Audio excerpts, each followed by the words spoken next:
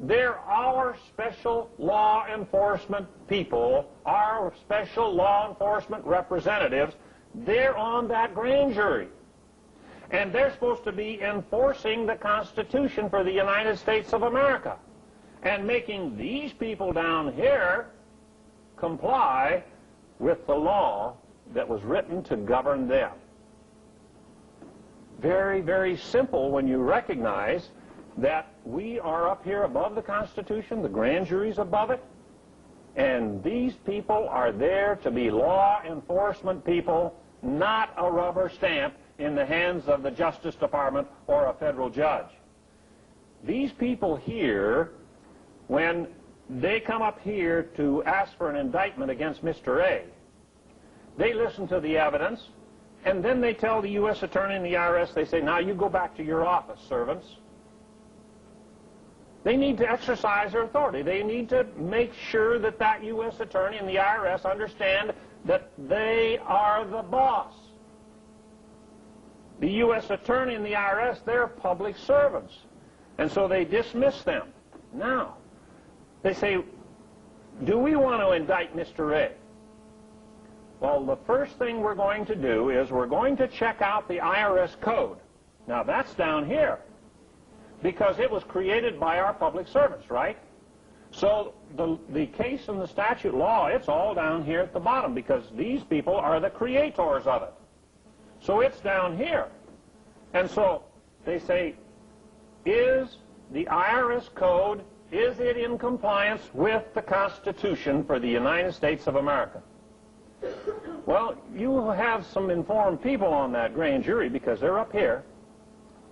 And so one of the people on the grand jury says, well, you know, he says, I have a real serious problem because Article 1, Section 8 of the Constitution here, it says the Congress, these people here, that they shall have the power to lay and collect taxes. This grand jury person says, I have a real serious problem with that because Article 1, Section 8 says that the Congress shall collect the taxes, and I find that the IRS is over here in the executive branch of government. This seems like a clear violation of the Constitution for the United States of America. So the grand jury, they discuss that and they say, you know, that makes sense. The Congress, they're the ones that spend the money. And the founders, they figured that out. They said, if the Congress spends the money, then they should be the ones who have to collect it.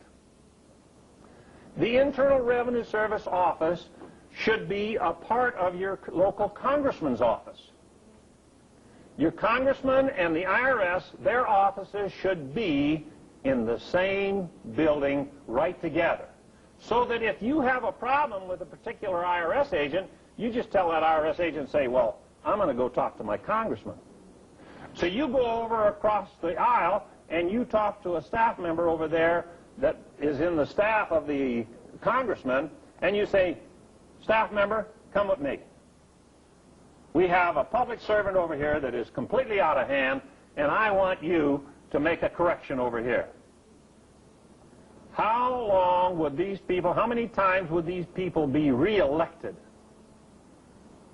to the Congress if the Internal Revenue collection was done right out of their office back home? I can assure you they wouldn't be re-elected if the IRS was operating the way they do today. They'd have to be pretty nice guys, wouldn't they? The founders had a lot of good common sense. So the grand jury, they say, well, that's enough right there. We don't need anything more. We can call back the U.S. Attorney and say, Mr. U.S. Attorney, we are not going to indict Mr. A because this law you've got down here, we're going to say your law is of no effect until you people down here comply with the Constitution. We want you to come under that Constitution where you belong. We want you to get the IRS out of the executive branch of government and back over here into the legislative branch of government as per Article 1, Section 8 of the United States Constitution. Now, they may want to go a little farther. Now, there's a lot of problems here with the IRS code. They say, well, the Fifth Amendment says that you have to have they got to give you due process. The Fifth Amendment says that you can, you have the right to get proper, I can't think of the proper term right at the moment, but you have the right to be compensated. The Fifth Amendment was put there by we the people to protect us from government. These people, they say, well, the Fourth Amendment, they say the IRS manual says that every IRS audit is an illegal search and seizure under the Fourth Amendment. They say this lower law has to be trash canned because it is in violation of the Constitution. And they can go a little farther. They say, well, let's take a look at the higher laws up here. How about the laws of grammar? Well, you already know that we have a violation there because the IRS code says we have a voluntary tax system, right? And they're trying to prosecute. They want to send Mr. A to jail for not volunteering. So they say, well, we've got a problem there. Well, then the laws of common sense. Common sense tells us that if you take too much away from Mr. A and the other productive people in this country, if you take too much of their production away from them, what happens? They quit producing. Common sense tells you that, doesn't it? Now, if the IRS code was in compliance with the Constitution, if the IRS code was in compliance with the laws of grammar, if for no other reason than the fact that their common sense tells them that it is inhibiting, it is restricting productivity in this country, they can refuse to indict Mr. A for no other reason. How about God's law? God says you return to him 10% of your production and he'll take care of the whole mess. He'll take care of all of it. And the founders, they had a war of independence when King George took 14%. And the grand jury says, this government down here has violated our trust. They're taxing our kids and our unborn generations to come before they're ever old enough to vote. That's taxation without representation.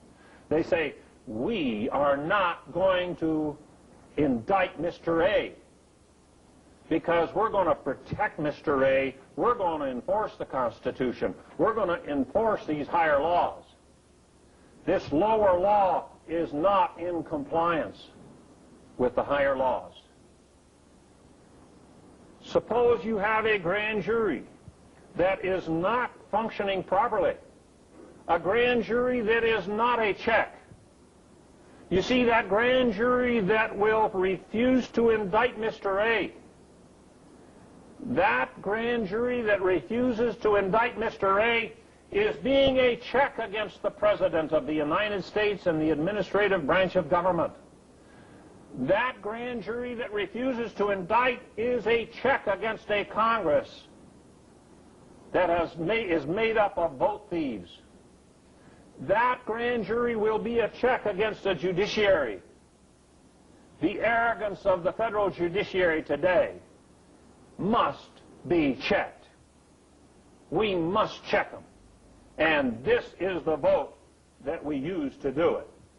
Now, if your grand jury is down there on the floor, being nothing but a rubber stamp for public servants down here, that grand jury will indict Mr. A, and then he has to go to trial over here in a criminal trial in federal court. And it is happening hundreds of times across this nation.